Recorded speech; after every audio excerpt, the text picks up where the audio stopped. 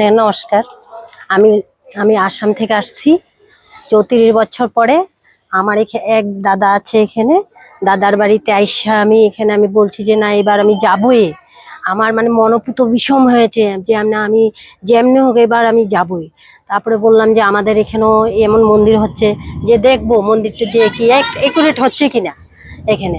আর এখানে আমাদের এখানে যে মানে রাম ঠাকুরের মন্দিরে উৎসব কীর্তন আরতি ভোগ আরতি হয়, তাতে আমি বহু সন্তুষ্ট।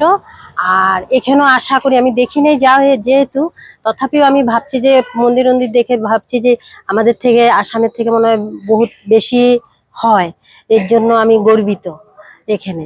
আর আমার নাম হলো মিতালি ঘোষ। নামটা পরে বলছি।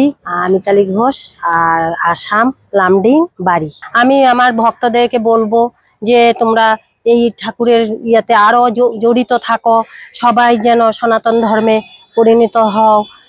তোমরা যেন অন্য কোনোখানে না যাও। আমি এর জন্য সবাইকে বলে দিতে পারবো এখানে।